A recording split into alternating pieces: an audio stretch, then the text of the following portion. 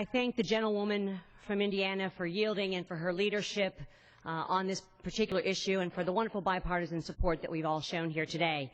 Madam Speaker, I rise today in support of this legislation that would create a safe reporting environment for military sexual assault victims and would demand accountability from our military leaders.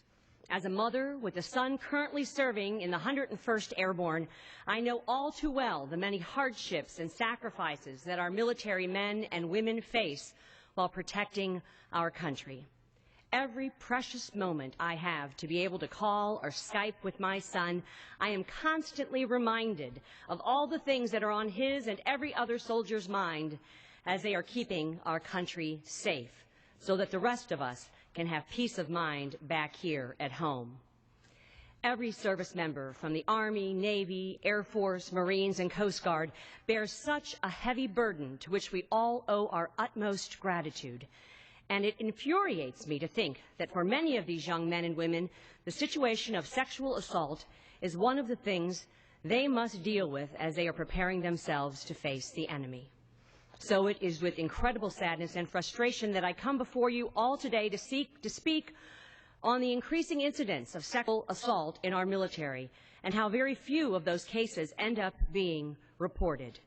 For many victims of sexual assault, the fear of retaliation by other members of the military prevents them from reporting these crimes.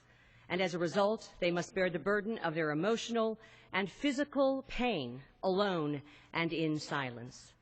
I stand here today to say that our service members who sacrifice so much for the cause of liberty and put themselves in the line of duty should have absolutely no worries about their own liberties and whether they will face retaliation for reporting reprehensible and abusive crimes committed against them.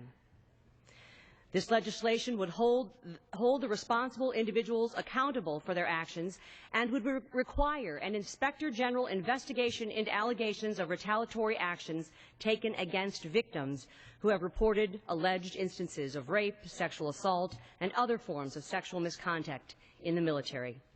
Existing law already provides these whistleblower protections for a member of the armed forces who reports sexual harassment. And by extending these protections to reporting of more serious crimes of sexual assault, it is not only just common sense, but it is simply the right thing to do. And it needs to be done now. By doing nothing, we are implicitly allowing the continuation of this deplorable behavior and allowing those who have committed these crimes to go unpunished.